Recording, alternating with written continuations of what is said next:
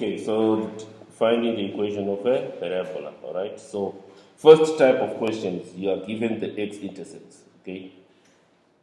Right? So if you are given the x-intercept, then it's quite easy to find the equation. Oh, and you're given one other point, all right? So it becomes quite easy to find the equation, but it's going to be in trinomial form, okay? Because right now on this graph, we don't really know what the axis of symmetry is. But when you get the equation in trinomial form, then okay, we can use that formula. Yeah, because sometimes in the exam they'll do that. Yeah, okay, so let's see this one, how we define the formula, all right? Okay, so what we know is that f of x now is going to be equal to a by what? These are your x-intercepts, x equal to minus 3. You solve it from x plus 3, isn't it? Remember, you change the sign. Can you see that? Joshua, together. Sorry, sir? Yes, This, yeah, yes, I see. okay. And then this is x. Okay, so this 4 is negative, so you're going to minus 4. All right. Now, all you're just going Sir, to, I'm still negative. remember, you changed the sign to solve. Oh, yes. You changed the sign to solve, remember? Okay. So, we can just do what? Binomial expansion of that. Or you normally know it as FOIL expansion. Same thing. Okay, so x times x, that's, yeah, come on, we're in grade 12. Should we be putting those arrows? We used to do that in grade 9, right?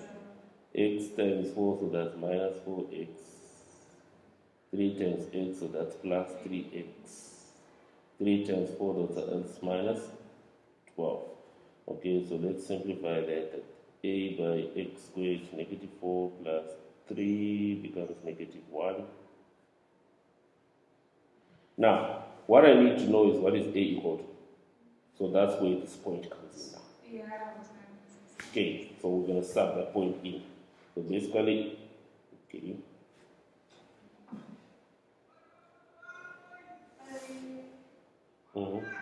where there's y, we're going to put negative 20 a by, where there's x, we're going to put 2.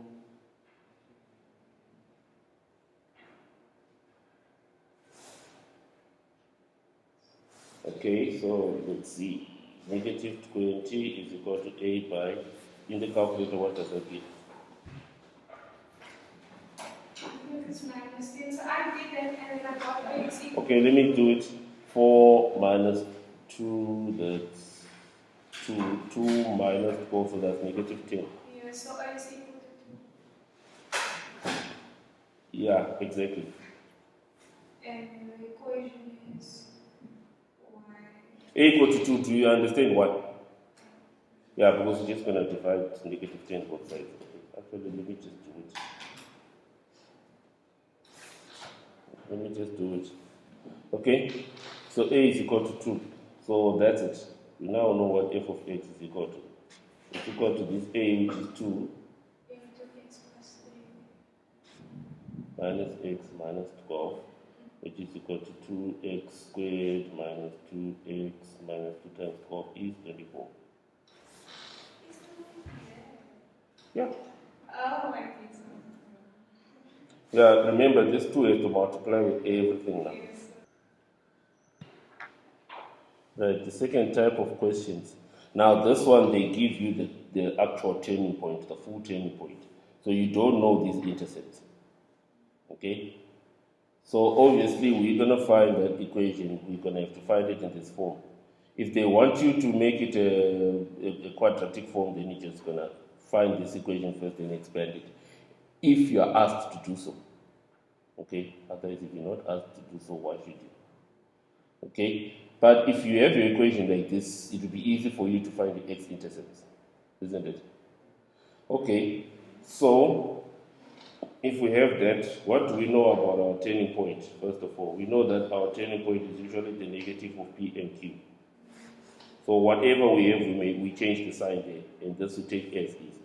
So it means in this case, our turning point from here is what? This one, negative 1 and 8. That's our turning point there. So when we write this equation, we're going to write it like this. We don't know what A is yet, but now we know the turning point is coming from here.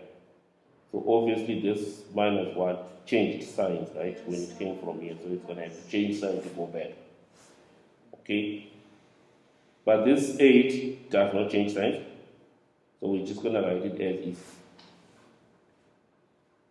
Now what we need to do is to find A. And we're obviously going to just sub this point. So we're just going to sub 2n negative 10. Okay? Which means where there's y, we put negative 10. Where there's x, we put 2. And we just have to solve for this A. Okay. Let's solve for that A then. Right. Okay, so negative 10 is equal to 2 plus 1, that's 3. 3 squared is 9, so that would be 9a plus 8. Take the 8 over. So negative 10 minus 8 is equal to 9a, which means negative 18 is equal to 9a. And then just divide the 9 both sides. You see, the nice thing about this is that you can actually see that your A is equal to negative 2. Then you know it's correct because your graph is rounding. If this was a positive, then you know you did something wrong. You have to go back and check what you did wrong. Okay? So what that means now is that y is equal to negative 2 by x plus 1 squared